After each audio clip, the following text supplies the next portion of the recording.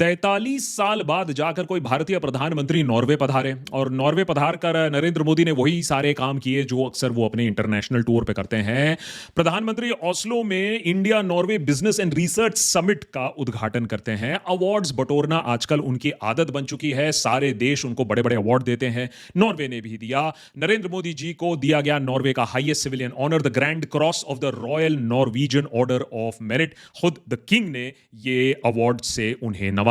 उधर Indian diaspora obviously जो नरेंद्र मोदी के लिए हमेशा रुकी रहती है इन इंटरनेशनल वेन्यूज में, खूब ढोल नगाड़े के साथ नरेंद्र मोदी का स्वागत हुआ। लोग गदगद हुए नरेंद्र मोदी को देखकर। ऐसे लोगों को देखकर बस मेरे मन में एक ही सवाल आता है कि जब देश 12 सालों का विकास देख चुका है, जब इनको नरेंद्र मोदी इतने प्रिय हैं, तो ये देश वापस क्यों नहीं आते? इनको क्या महाभारत पुकारती नहीं है? मोदी जी का प्लान, उनका पीआर एब्सोल्युटली अकॉर्डिंग प्लान चल रहा था, सब कुछ स्मूथ चल रहा था, लेकिन यही आ गए नॉर्वे के जर्नलिस्ट। ये जर्नलिस्टों लोगों को नॉर्वे में क्या नंबर 1 मीडिया का पायदान दे दिया। ये अपने आप में ना अपने आप को बहुत कुछ समझने लगे हैं और यही वेज बिरयानी में इन्होंने निहारी घुसेड़ दी। ये इमेज देखिए। प्रॉब्लम मेरे ख्याल से यहीं से शुरू होती है। स्वीडन में जब Swedish prime minister, European commission के प्रेसिडेंट और नरेंद्र मोदी 3 अलग अलग प्लेटफॉर्म्स पर खड़े थे और बात कर रहे थे, लोगों को संबोधित कर रहे थे, तो Swedish prime minister, European commission के जो प्रेसिडेंट हैं, उन्होंने ऑब्वियसली अपने स्पीचेस पढ़े, मन से बोला, जो भी है डायरेक्टली ऑडियंस से बात की। लेकिन यहीं से जर्नलिस्टों ने टिप्पणी करनी शुरू कर दी कि ये देखिए नरेंद्र मोदी के सामने इतना बड़ा टेलीप्रॉम्प्टर है कि कैमरा से उनकी शक्ल ही छुप रही है।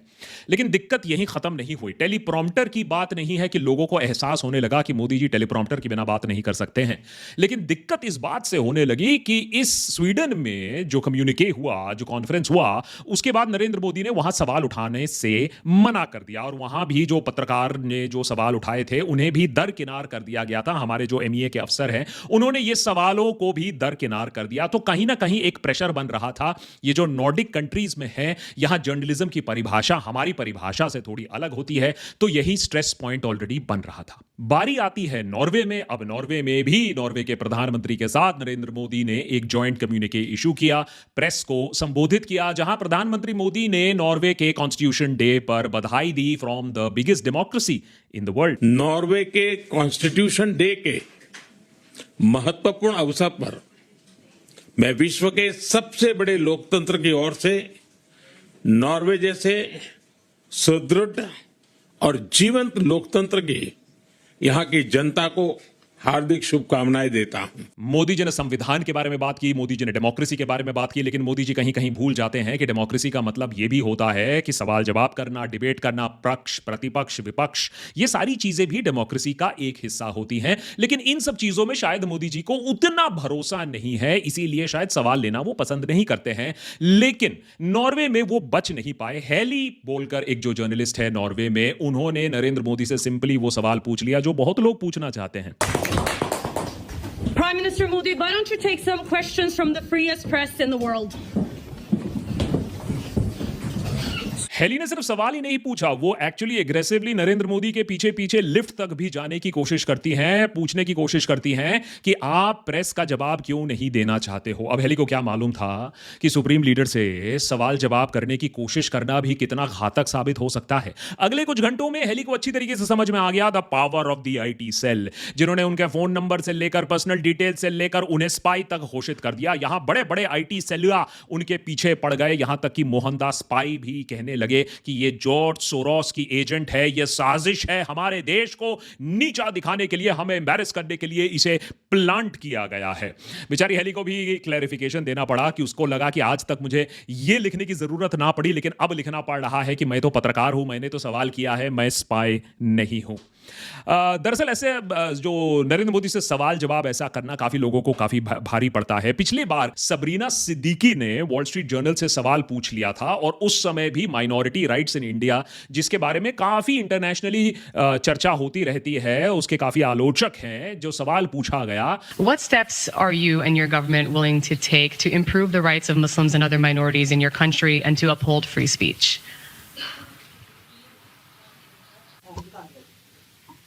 उसका जवाब मिला या नहीं, लेकिन सबरीना को तो डेफिनेटली अच्छी तरीके से आईटी सेल ने ट्रीटमेंट दी, पाकिस्तानी बोला गया, उसके सरनेम के वजह से उसको खूब ट्रोलिंग झेलनी पड़ी। नॉर्वे में नरेंद्र मोदी ने सवाल नहीं लिया, यह बात उतनी बड़ी नहीं बनती अगर इस पर कोई डैमेज कंट्रोल किया जाता, अगर कोई ठंडे दिमाग से इसके बारे में सोचता।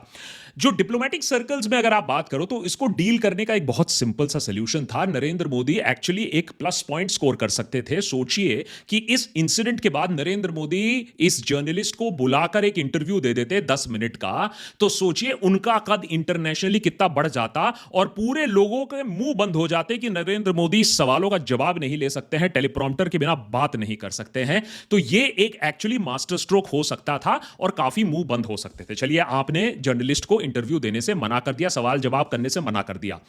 मिनिस्ट्री ऑफ एक्सटर्नल अफेयर्स एक इनफॉर्मल ब्रीफिंग करा सकती थी, ऑफ द कैमरा ब्रीफिंग करा सकती थी, जहां नरेंद्र मोदी इन पत्रकारों के साथ ऑफ द कैमरा बैठकर कम से कम टेंपरेचर को थोड़ा नीचा कर सकते थे और यह दिखा सकते थे कि भैया पारदर्शिता और ट्रांसपेरेंसी हमारे सिस्टम पर भी है, यहां भी प्रधानमंत्री सवाल ले सकते हैं, एक डायलॉग में आदान प्रदान हो सकता है। चलिए, वर्स्ट केस सिनेरियो आप इसमें क्या कर सकते हैं? अगर आप एमईए के जानकारों से पूछो, कम से कम आज के नहीं तो पहले के, तो वो बताते हैं कि चलिए एक एम्बैरेसिंग इंसिडेंट हो गया, आप सवाल जवाब नहीं करना चाहते हो, आप टेलीप्रॉम्प्टर के बिना कन्वीनियंट नहीं हो, आप पहले से क्वेश्चंस मंगवाते हो, उसके बगैर अनप्रिपेयर्ड इंटरव्यू नहीं करना चाहते हो, तो आप इस पूरे एपिसोड को इग्नोर कर सकते थे। लेकिन ये काम तो हम करेंगे नहीं, क्योंकि हम तो धुरंधर हैं और हम तो घर में घुस के मारते हैं। तो इस धुरंधर जो फिलॉसफी है उसके तहत तो जवाब तो देना था। अब हमारे एमईए को लगा कि पॉपो पर सवाल उठाया गया है, तो भाई जवाब तो बिल्कुल देना पड़ेगा और इसीलिए एक जवाबी कार्यवाही के बारे में सोचा गया। पता नहीं किसकी सोच थी, लेकिन किसी ने जरूर सोचा होगा कि बहुत अच्छा आइडिया होगा कि अगर हम ये जो नॉर्वे के पत्रकार हैं इनको हम होटल में बुलाएं और एमईए एक ब्रीफिंग करे जहां इन पत्रकारों को सेट कर दिया जाएगा, जहां उनको मुंह तोड़ जवाब दिया जाएगा। अब पता नहीं कहीं किसी को लगा होगा कि ये जो नॉर्वे के पत्रकार हैं ये भी नोएडा के पत्रकार की तरह होंगे, थोड़ी सी ऊंची आवाज में बात कर देंगे, थोड़ी सी लाल आंख दिखा देंगे तो ये भी दर्द बुक चुप बैठ जाएंगे। ये भूल गए कि भैया नॉर्वे के लोग ना वाइकिंग्स को अपना पूर्वज मानते थे, तो ये इतनी आसानी से इनकी सिट्टी पिट्टी गुम नहीं होती है और अल्टीमेटली होता भी ऐसा ही है। नॉर्वे के कुछ पत्रकार हेली समेत इस प्रेस कॉन्फ्रेंस पे पहुंचते हैं। हेली 3 सवाल भी पूछती है, कोई हाईफाई सवाल नहीं है, इनका सिंपल डिप्लोमेटिक जवाब भी दिया जा सकता था। हेली के 3 सवाल थे कि क्या नॉर्वे इंडिया को ट्रस्ट कर सकता है?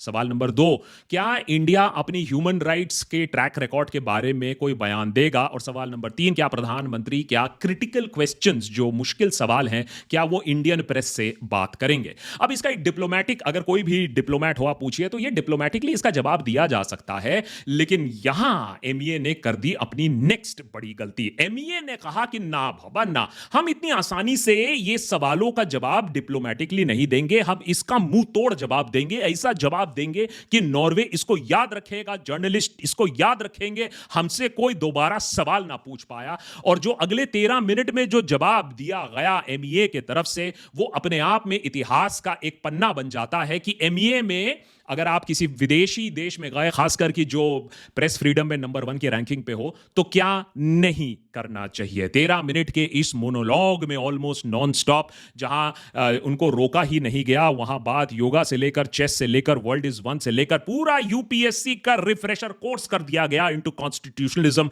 And human rights. 13 मिनट ऐसे जो आप आराम से देख लीजिएगा, मैंने नीचे लिंक लगा के रखा है। लेकिन एक बात तो साफ हो चुकी है कि कहीं ना कहीं एक सवाल हमारे केयरफुली मैनेज प्रोपेगेंडा और पीआर को कैसे बस्ट कर सकती है, वो आज हमें दिख गया। But we have a constitution, as I said, which guarantees the fundamental rights of our people. If anyone whose rights are violated, they have the right to go to court. Sibi George कोई एरे गैरे नहीं है, कोई एमईए के intern नहीं है, experienced ambassador रह चुके हैं और अभी सेक्रेटरी लेवल पर काम कर रहे हैं। उनको लगता है कि भैया ह्यूमन राइट्स के मामले में और कोर्ट कचहरी के मामले में हमारे बहुत अच्छे अधिकार हैं। अनफॉर्चुनेटली अखबार पढ़ना शायद वो भूल गए हैं, या फिर उनकी बैड लक है कि ये खबर आती है, अगर आप देखें ये खबर आती है जहां अगर आप ध्यान से देखें तो सुप्रीम कोर्ट भी बोल रही है कि वो कंफ्यूज्ड है जहां तक बेल की बात है उमर खालिद को लेकर। जिस देश में एक पॉलिटिकल प्रिजनर 5 साल तक जेल में पड़ा रहता है, सरकार उसके खिलाफ ट्रायल भी नहीं शुरू करती है, सुप्रीम कोर्ट खुद कंफ्यूज है इसको बेल मिलना चाहिए था या नहीं मिलना चाहिए था। वहां नॉर्वे में हम लोगों को पाठ पढ़ा रहे हैं कि हमारे पास कोर्ट है, हमारे पास कॉन्स्टिट्यूशन है, हमारे पास ह्यूमन राइट्स है। और जब यही सवाल पर बार बार पत्रकारों ने कहा कि आप पॉइंट पर तो आइए, आप इतिहास और सिविक्स के लेसन हमें पढ़ा रहे हैं, तो जब इंटरप्ट किया गया जॉर्ज भाई साहब को, तो वो बहुत गुस्सा हुए। This shows the trust of the world towards India. Another example. Let me finish my question. Let me finish my answer to the question. You ask me a question. You ask me a question. You ask me a question. Let me answer. You ask me a question. Let me answer. Okay? I will come to that. I will come to you. Please have patience. Please have questions. No, when to answer, where to answer, how to answer. These are my prerogatives. You asked a question, don't ask me to answer in a particular way. Let me answer. I will answer. Your first question was on trust on India. You know what India did when we were doing the G20? We, immediately before that, we did 3 summits. This is the Voice of Global South Summit. Why did we do that? 125 countries participated in the summit when my Honorable Prime Minister did that summit. We used that summit to understand and appreciate the challenges that the Global South faces. दिक्कत यह है कि CB George जैसे लोग हमारी जो democratic system जो अब बन चुकी है उससे इतना ज्यादा प्रभावित हो चुके हैं कि उनको लगता है कि कोई और सिस्टम गलत है, हमारे तरह जो तानाशाही चलती है वही सही है। सीबी जॉर्ज को लगता है कि प्रेस कॉन्फ्रेंस का मतलब यह होता है कि मैं बोलूंगा, तुम लोग नोट लोगे, चुपचाप बिना सवाल किए चाय पियोगे, थोड़ा बहुत जो दूंगा समोसा खाओगे और पत्रकार चुपचाप निकल जाएंगे और जो मैंने बोला है उसी को उलट फेर देंगे, उसी को अखबार में छाप देंगे। यह पत्रकारिता नहीं होती है, स्टेनोग्राफी होती है। वो भूल गए हैं। और नॉर्वे में पत्रकारिता चलती है, स्टेनोग्राफी नहीं चलती है। ये सीबी जॉर्ज भूल गए थे और जब बार बार उनको ये बात याद दिलाई गई कि आप मुद्दे पर नहीं आ रहे हो, आप सवाल का जवाब नहीं दे रहे हो, तब वो थर थर कांपने लगे, तब वो उछलने लगे, फुदकने लगे और गुस्सा होकर नॉर्वे को डराने की कोशिश करने लगे। People have no understanding of the scale of India. People have no understanding. They read, 1 or 2 news reports published by some godforsaken, ignorant NGOs and then come and ask questions. Don't worry about it. We are proud to be a democracy. We are a democracy. Actually, if you look at it, let me share something very interesting. India is a democratic society. It is not in 1947 we became democracy. We were a democratic society for centuries, for millennia, and we are proud of that. CB ji ने पूरा इतिहास का पाठ पढ़ा दिया, 5000 सालों का पाठ पढ़ा दिया, लेकिन यह नहीं बताया कि भैया अब के बारे में बता दो, अभी के डेमोक्रेटिक हाल के बारे में बता दो, अभी ह्यूमन राइट्स के बारे में बता दो। वो नहीं किया उन्होंने। हाँ, लेकिन टू हिज क्रेडिट कम से कम इस सरकार में रहने के बावजूद नेहरू और गांधी के बारे में अच्छी अच्छी बातें कहीं। So India has a constitution, which I'm sure that some of you are aware of. It was established immediately after our freedom struggle. Again, a freedom struggle led by Mahatma Gandhi. Peaceful way, peaceful, non-violent. That is why the United Nations celebrate his birthday, October 2nd, and International Non-Violence Day. So we have a constitution. Let me just give you a summary of what the Indian constitution guarantees today. The preamble of the constitution, as you know, we the people of India having solemnly resolved to constitute India into a sovereign, socialist, secular, democratic republic and give to its people what? Justice, social, economic and political, liberty of thought, expression, belief, faith and worship, equality of status, equality of opportunity, integrity, dignity of the individual. This is what my constitution guarantees, and this is guaranteed through fundamental principles, fundamental rights, fundamental duties, a constitution which is respected by the people of India. CB ji, क्या बात है, पूरा का पूरा preamble आपको word to word याद है, आप तो टॉपर हो। क्या बात है।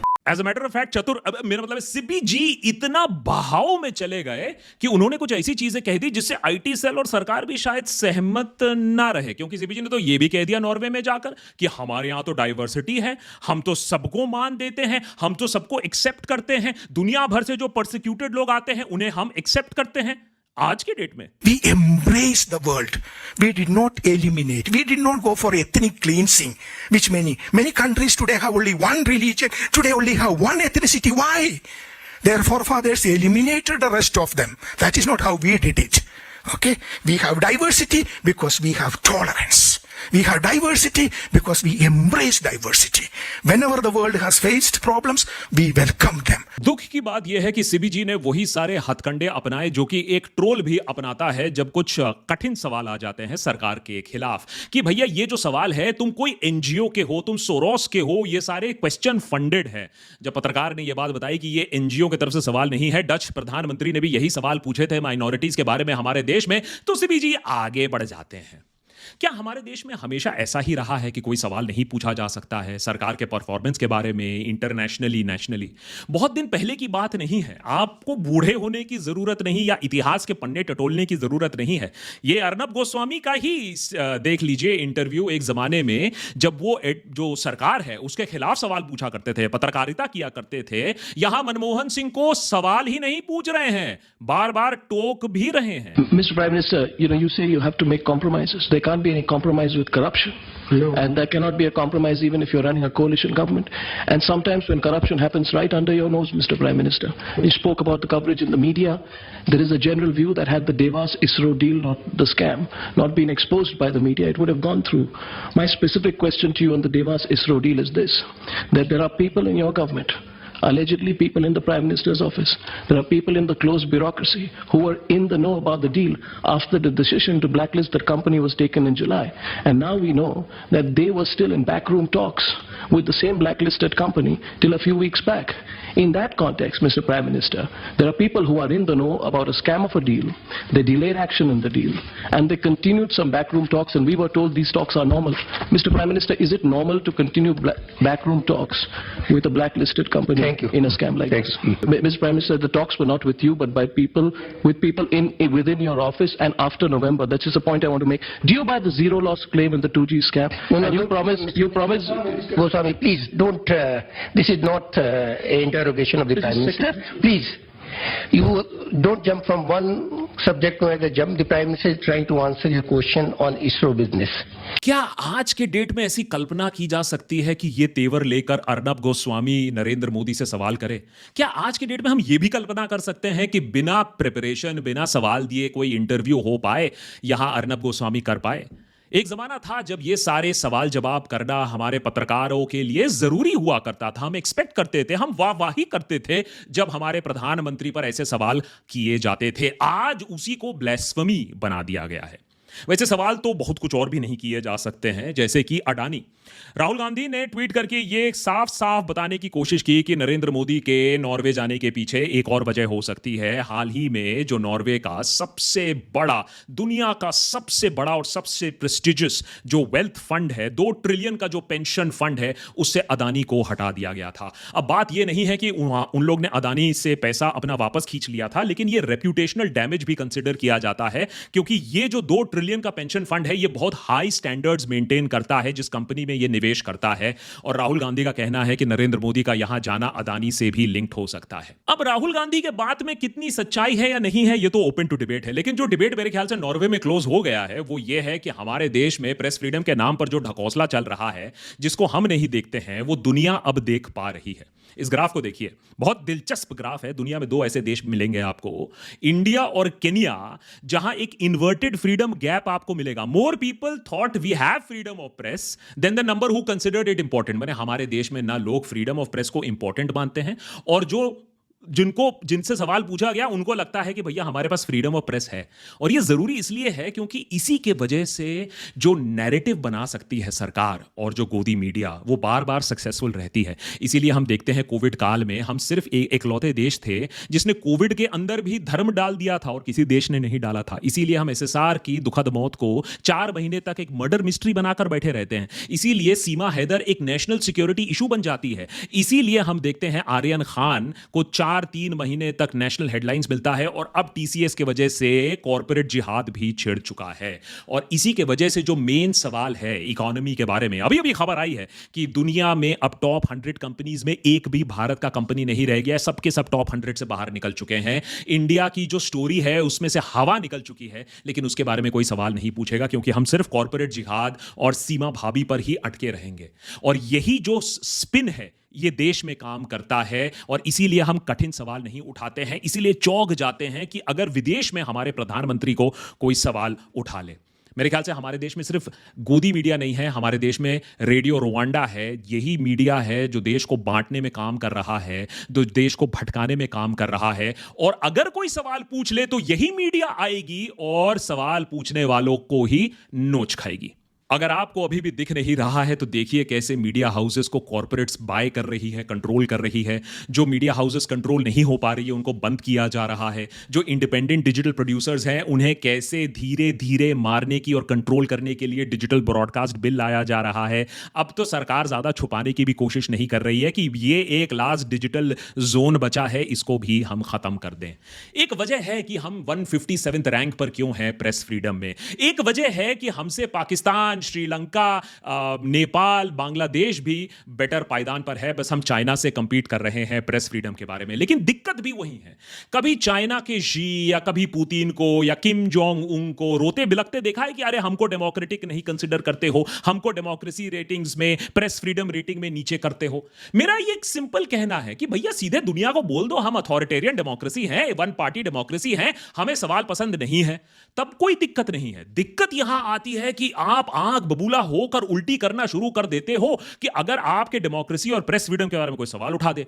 लेकिन देश के अंदर आप लोगों को दबाने पे तुले हुए हो, डेमोक्रेसी को और इंस्टीट्यूशंस को खत्म करने पर तुले हुए हो, माइनॉरिटी पर बुलडोजर चला रहे हो, प्रेस फ्रीडम खत्म कर रहे हो। लेकिन बाहर अगर कोई सवाल पूछ ले तो आप आंख बबूला हो जाते हो। अबे डिसाइड कर ले यार, अगर डेमोक्रेसी बनना है तो डेमोक्रेसी की तरह एक्ट करना शुरू करो। पुतिन और शी बनना है तो उनके तरह एक्ट करना शुरू करो। ये बीच का 6-7 का खेल खेलना कब बंद करोगे भाई? हिपोक्रेसी की भी तो कुछ सीमा होती है और यही हिपोक्रेसी की सीमा हमने नॉर्वे में देख लिया, जिससे अब दुनिया भर में चर्चा हो रहा है कि किस तरीके से भारत एक मजाक का पॉइंट बन चुका है। किस तरीके से ये 13 मिनट का मोनोलॉग, आराम से टाइम मिले तो देख लीजिएगा नीचे देश की खिल्ली कैसे उड़ रही है, मीम्स कैसे बन रहे हैं। ये औकात छोड़ दी है इस सरकार ने हमारे लिए। इसको देखना, इस पर सवाल उठाना, इसको रेजिस्ट करना बहुत जरूरी है। नहीं तो जो देश की बची खुची रेपुटेशन है ये सब खा के खत्म कर जाएंगे। और जिस तरीके से ये नॉर्वेजियन जर्नलिस्ट के पीछे अब आईटी सेल पड़ी हुई है, उससे ये बात भी साफ हो चुकी है कि हमारे देश में एक्चुअली डेमोक्रेसी कितनी है या नहीं है,